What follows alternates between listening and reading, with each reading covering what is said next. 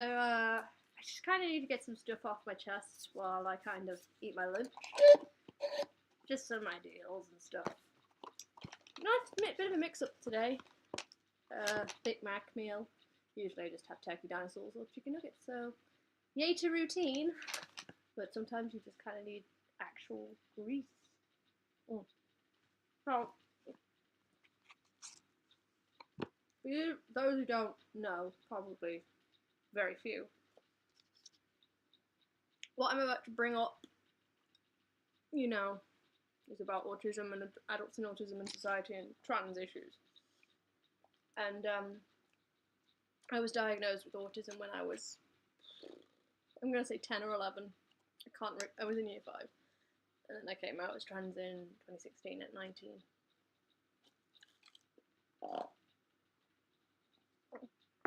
So, what I talk about really does come from a place of knowing and understanding. And that's not to say if you aren't diagnosed with autism or you're not trans, you can't speak about these issues. No. I hope, if you feel opinionated and want to have a conversation, that's fine. But I just thought I'd mention it, that I do come from a place of really understanding it, because I deal with it every day. Anyway, so yesterday I did Autism Pride here in Cardiff, a little picnic, a little get together, and it was really fun. It was really good. It's really not, for me especially, because for the first time in a while I didn't feel alone, and when I brought up my ways of coping and my stimming and what I struggle with, everyone understood me. And another thing that really was nice was there was other people who were in my age range, who were 19 and 20 and stuff, and 22, that were with fidget toys and stimulation toys, and we all three of us, me, Noah, and Faye, I hope they don't mind me mentioning, there was a bit where bubbles got blown and we just shot up and went mad and started popping them, and it was just nice not to be judged about getting excited about something considered childish or weird, because I'm 20 and people are like, oh, you shouldn't want to play with bubbles, you're not old enough, or, there's that stigma, And while there, we also had Agony Auntie, Zara, I will link her down below in this, talk out about her experiences, and I think she's a fantastic, so you need to watch her videos and what she talks about. And it was a nice thing, but it got me thinking, and it got me really outspoken about a lot of things we brought up conversation-wise, and how autistic people, autistic adults mainly, deal in society, and how it's not safe for us. And the primary example of this was, we pre-booked this event, right? We told we were at Butte Park in Cardiff. We told Butte Park, I'm just getting my fidget toy. We told Butte Park in advance that a large group of autistic children and adults were coming to this event. We had to postpone it originally, and then it happened because of the weather. You can't have a picnic on a rainy day. It just doesn't work, trust me. It would not have been good. And to sort of reduce as much meltdowns and overstimulation as possible. Again, Agony Auntie is much better explaining overstimulation and how it works on the scientific term, but a basic thing is, the best way I can describe it is, sometimes every sight, every touch, every smell, every sound is too much for me. It becomes too much, I'm too oversensitive to it, and I just shut down. And it's a real problem. It's like a panic attack times 10 for me. Especially because I've already got diagnosed with anxiety as well. So we were like, let's find a nice place. And we had to move. We had to literally move within the first 10 minutes because they set up a brass band and didn't tell us. And we were like, but we told you, we pre-booked this area so we could have a nice relaxing picnic without people getting upset or overstimulated. No, no concern, no whatsoever. It's like, they just didn't care. I understand it's a park and, you know, people walking around. That was fine. We were fine with that. But the fact of the matter is they put a brass band next to a bunch of autistic adults and children who do not like that kind of stuff. And we were the ones who had to move, not them. I don't think that's fair. That's just a prime example. A lot of environments are not really safe for us. I hate shopping in particular because I'm not good at it. It's a horrible thing. It's like when I get there, everyone's like, "Oh, just make a list, do this," and I'm like, that doesn't help me, because when I get there, I will go through the same foods every time. So chicken nuggets, wraps, turkey dinosaurs, milk, water, apple juice, chocolate milk, you know, same thing. And everyone's like, "Oh, you need to vary diet, you need to vary diet more," and I'm like, no, this is my order. But also, it's very difficult for me. It just gets my anxiety going. It's too much. There's too much noise. There's the beeping of the machines. Pardon me. And all that. There's just so much. There. And it's just too much, and I hate it. And and the amount of times I've tried to speak to staff and be like, "Look, I'm autistic, is there something you can do? Is there someone who can help me?" And they just look at me like I'm stupid. And it just degrades me. You know, I feel, and there's a part of me that feels as a 20-year-old I should be able to go out shopping or go out into the street without having a constant fear of judgment or overstimulation, but no. And don't get me wrong, I'm not saying every Tesco or every Sainsbury's or every Morrison's or every shopping centre is like this. No. A lot of the times, and particularly recently the Tesco I went to, they have been really understanding. They have got me water, they've sat me down, they said, "Take your time, let me bring stuff to you," and I really respect that. But most of the time I feel like a lot of environments we need as adults to sort of go through are not safe. There's a lot of judgment from society as well. Like,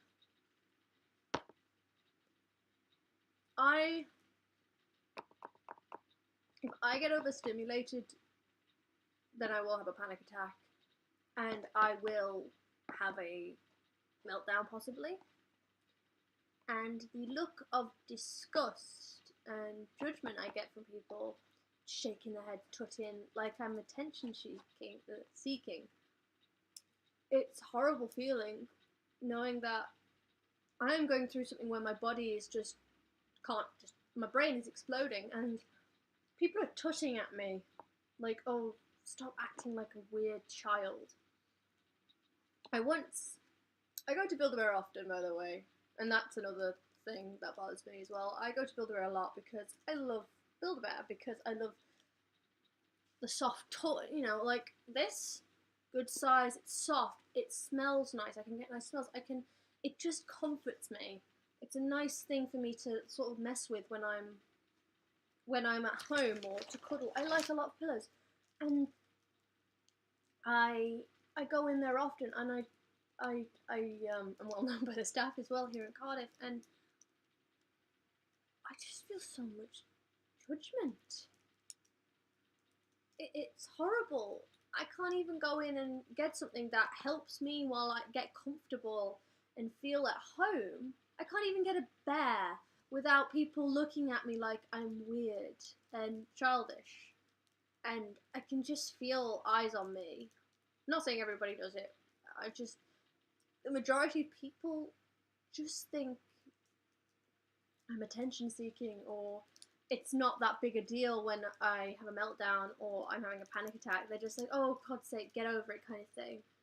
But the reason I brought up Build-A-Bear was, if everybody remembers that Pay Your Age Day, so I decided I was going to go. It was a little small birthday present off my mom.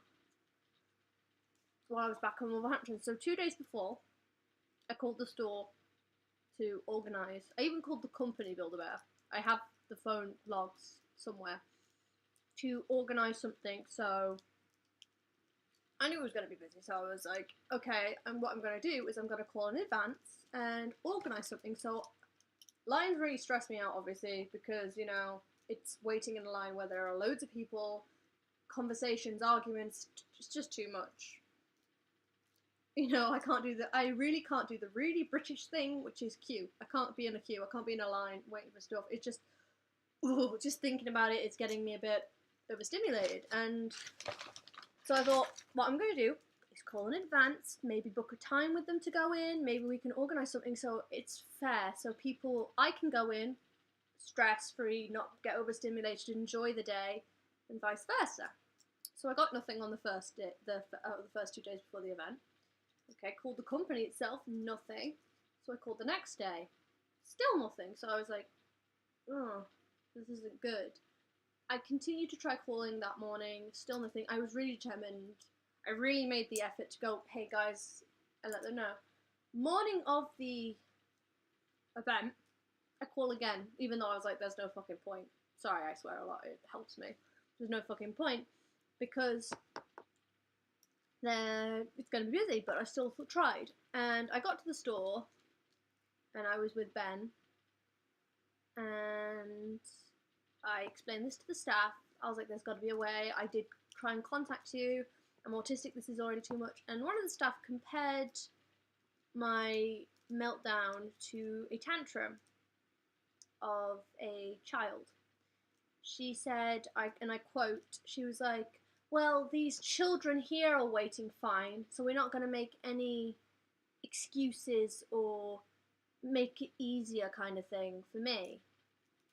And I kind of did, and in front of a bunch of people who were very supportive, may I add, in this very stressful situation. A lot of parents with young children were very supportive on my side.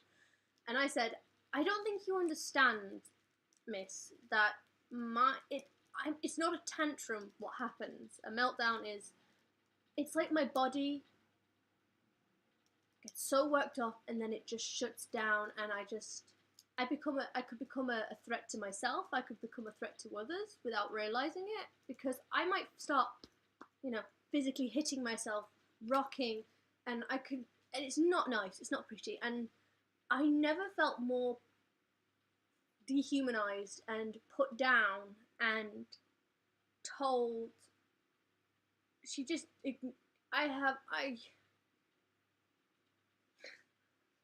was very angry and very upset. She didn't think it was serious. She just compared me to having a attention-seeking tantrum of a child, when in reality it's like a full-blown ugh. And that's the thing. People don't physically realise that people with autism, when they melt down, it's very dangerous. It's very hard for us. And it's a constant thing, you know, for us. I don't know. I just wanted to speak out about it, so I was peeved off about it. And again, I do want to say thank you. I don't know if they'll ever see this, but there was a parent who pushed me to complain about what had been said. And I felt awful, obviously, because she had young children who were genuinely suffering in the heat and the lines. And I know attention spans are awful. I mean, with ADHD, I have my own. And she said, no, you have a genuine disability. You made the effort to call them, and they've ignored you. You should complain. And things got sorted. But better sauce, sorry.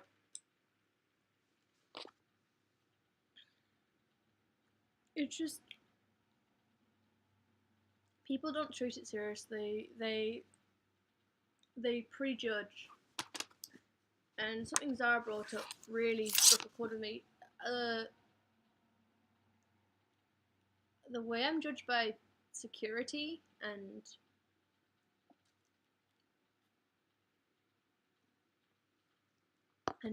stuff like that as well. Zara brought this up, that a lot of autistic people like do this, or stim, they physically stim with their hands, or they do weird things. Like, I do that a lot, and I fidget with this a lot. I pick at my fingers a lot. I rock, especially when I start to get overstimmed. And they've had security called on them, and they've been told, and again, people judging and tutting and shaking their head, and I'm like, they're not a danger to you. They're more of a danger to themselves because they're probably hurting themselves. But instead of caring for these people and making sure they're okay, we are viewed as a threat. We're viewed as silly, childish, need to grow up, tantrum throwing, attention seeking adults. And then as soon as we reach that point where we need to stim, we need to get some of what we're feeling out, we're considered a threat, when in reality we should be helped.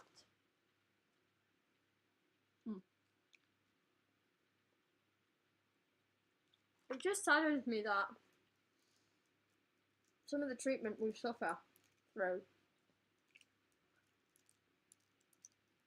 and it's not our fault. Our brains are wired differently. It's no fault of a vaccine or an injection or anything. It's just we were born and our brains just came out this way. And every autistic person is different. Every person is beautiful and unique, and their mind works in a beautiful, amazing different way. And we've been proven to be, in some ways, really helpful to science and mechanics. And there's just, we just seem to be now, but we're still treated as if we're either threats or we're not important, and it's dehumanizing and it's frustrating because we were just born with a brain that doesn't work to most of the population. And it's sad, it's really sad. It really is. And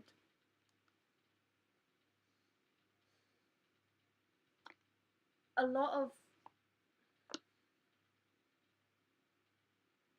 as I said before I went on my long tangent, a lot of places we go to are not accessible. A lot of autistic people can't stand electric lights, which powers everything. Ironic, right? A lot of things we do, we want to enjoy, are not accessible for us. Work and school, I have had so many meltdowns at work. I work as a steward at the Motorpoint Arena. I know it's a weird thing for me, why are you working as a steward of all things at a arena? And, well, it's kind of, I just applied and got it, at the time. And I can't work the main seating area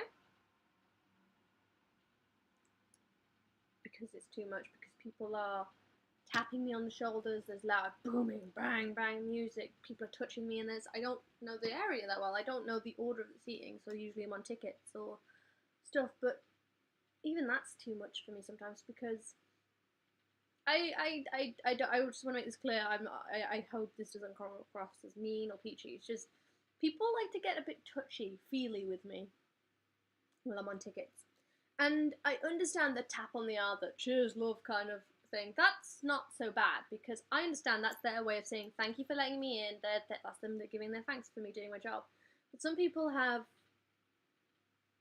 put their hands in my hair and hugged me and gotten really touchy-feely with me, and I mean, I know they mean no harm and they don't mean anything by it, but don't touch me, please. It's not nice. It's not nice to have some stranger just come up in your personal space and run my hands through my hair. I'm like, I understand you mean no harm, but don't touch me, please. Don't. And once I had to be moved completely from one area to the other because I had a meltdown, because it was smoke blowing. They put me in the main arena, smoke blowing, boosh, boosh, loud music, people running everywhere. It was one of the inflatable courses, and I had a meltdown, and sometimes I can calm down, just about, just go to work and continue working. But other times I can't. I can't calm down. I have to go home, and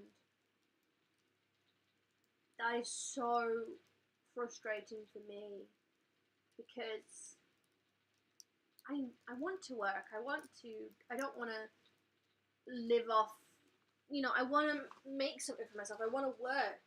When I say I want to work, I want to work for my money. I want to work for my next haircut or my next tattoo or my next bunch of food. I want to. I want to feel like I've earned it as a person. I don't know if that's a general feeling. I'm just taking my shoes off. If that's a general feeling people feel of everyday stuff, general, I want to feel like I deserve this, Because most of the time, when people take me out for lunch, they're like, oh, I'll pay. I feel guilt. Okay, even though they're treating me, it's like, ugh. And anyway, knowing I can't finish a shift is embarrassing, and it, in a way, puts my managers in a viewpoint that I'm not worth it. I'm not worth having at work.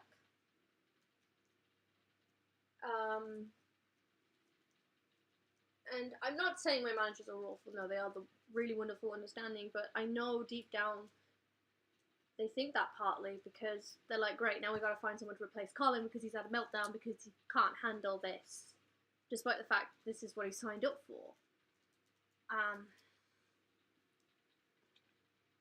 School, I had an incident at school. I'm not going to mention names, but I had an incident where my course leader, I did really bad on an essay. I can't do essays. I can write okay. I can write some good stories if you know. But I can't write essays. I just don't understand them. I really struggle. And I finally managed to get this essay. It made no sense. I didn't understand the question. Again, my brain is wired differently from everyone else's. I'm just getting comfy. Wired differently from everybody else. So of course I'm not gonna. Let me just adjust the camera. Understand 100%. Am I? How it's explained to someone. Let's say it's explained to person A who doesn't have autism. And I'm not saying they understand it 100%, but just for an example, and they say, you've got to do this. Person A is going to go, yeah, I get that, totally understand it. Me, I'd go, can you explain it again, please? For example, and they'd explain it again, and I still won't get it because my brain, it doesn't connect with the way my brain thinks. And I explain this, and I could tell my lecturer was getting tired of being constantly asked to explain this, what was simply a question. In the end, I took what I understood of the essay and I wrote it. And I published it, and I got called in by the head of the course. And I quote, he said, I'm giving you this grade because I feel sorry for you. And he sat there and belittled me. He sort of did a disbelieving laugh in my face, going, what is this? What have you written? I'm just giving you this grade because I feel sorry for you. And I sat there almost in tears because I didn't understand what I'd done wrong. I'd written the essay to what I understood the question was asking me to do. And he was saying that was all wrong, and he was making fun of me for seeing it this way, basically. And that was hard. That was a really hard day, and it's put my confidence down in school. I have taken the year out, as most of you know, because of a breakdown. And one class, I still don't understand what we were talking about to this day. And I just remember having that moment of, I'm terrified to ask for help because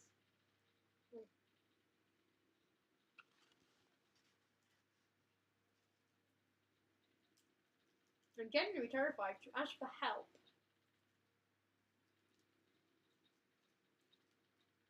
after what happened, because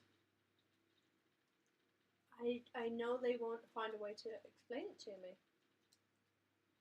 That makes sense to me. And I know it's a lot of hard work, and I respect a lot of teachers for really going full force to give me an education and to explain it the best of their ability. And teachers are incredible people. They put up with so much bollocks, in my opinion. But sometimes I just feel like some teachers, not all, most teachers are effing fantastic, but some teachers just don't want to throw that effort in, and part of me is, it's ruining my enjoyment of the course, because I'm getting upset, I'm getting stressed, I'm getting anxious, I'm getting overstimulated. Now I can't write, now I can't do this, what am I doing? I feel stupid, I'm stupid, I'm stupid, I'm stupid. It's a constant thing in my head now, that I'm stupid because I don't understand one essay question, because my brain is wired differently. I'll crack my bell before you pop.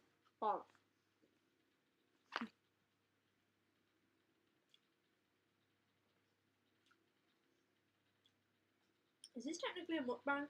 I have no idea. In my defense, I got this from Kelly Eden. It was great. I'll put it underneath.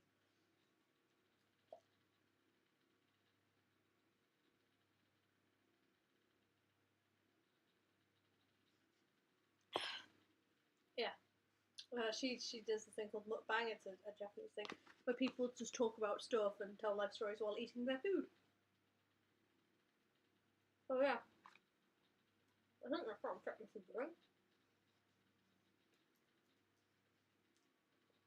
Probably shouldn't speak with my mouth full, but I kinda am too hungry to really give two fucks.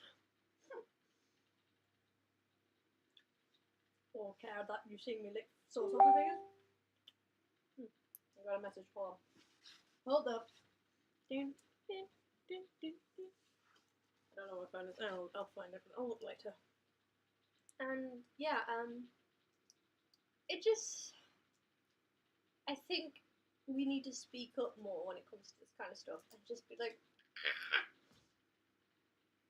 because I'm kind of sick and tired of feeling not worthy of help, and feeling that I'm some freakish, childish, weirdo that should be shunned and viewed as a threat by society because I'm stimming, or I'm having a panic attack, or rocking back and forth, or I'm hitting myself because I don't know how to cope with it. And it's not just society in general, it's some family members that need to understand this, and some friends. I've been told, oh, you can't go non-verbal, oh, you don't go non-verbal. Like, that one bothered me a lot when someone said to me, can you not go non-verbal for like 5 minutes? And I was like, it's not really a choice. When I go non-verbal, I go non-verbal. I can't stop it and continue talking. When I go non-verbal, I go non-verbal. It just happens. Deal with it. God. And we need to, as a society, realise that when your child is diagnosed with autism, it's not gonna fucking go when they grow up. They're not gonna be suddenly cured when they're adults, or their problems are gonna magically vanish because they're suddenly adults. It's not like I hit 18 and I'm like, oh, I'm a normal person, my brain suddenly works. I don't need this. I don't need that. I'm fine. I'm great. No.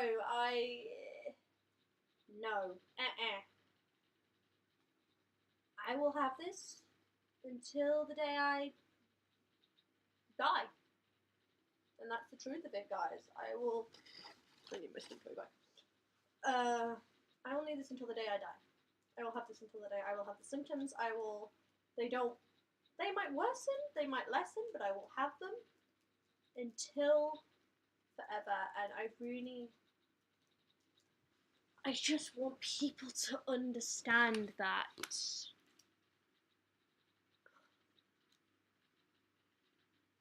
just want people to understand that just because I'm an adult doesn't mean I don't need help. That I don't need my mom to look after my money every day, because I would probably spend it every day. That I don't need help going out and doing my shopping and leaving my flat and looking after myself and eating and drinking, making sure I'm eating and drinking enough. It doesn't mean that one minute I'll be fine and the next I won't be, where I'll just be non-verbal and it'll be suddenly too much. Even if we agreed to go to this place, say a convention, which is what I do often, just because I agree to go to these things and I enjoy them, doesn't mean I will not get overstimulated and upset. And people need to be aware of that. Just because I'm an adult does not mean I'm not going to get just as much as overstimulated as a 10-year-old or a 5-year-old. I'm going to get as much overstimulated as someone else. And I'll have this until I'm 30. I might still get overstimulated when I'm freaking 50 years old. And I'll still need my mom to look after me. And I still need to be looked after. And it's just... yeah.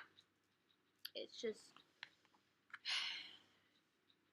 I just want people to understand that it's never going to go away and that I'm going to be living with it for all my life. And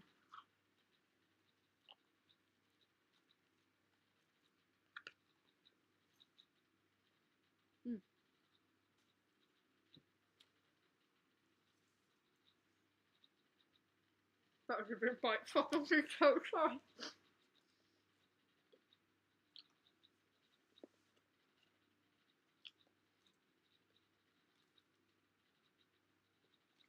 There we go, I'm so sorry, I almost died on camera. That would have been a great way to end it, just dead on the floor.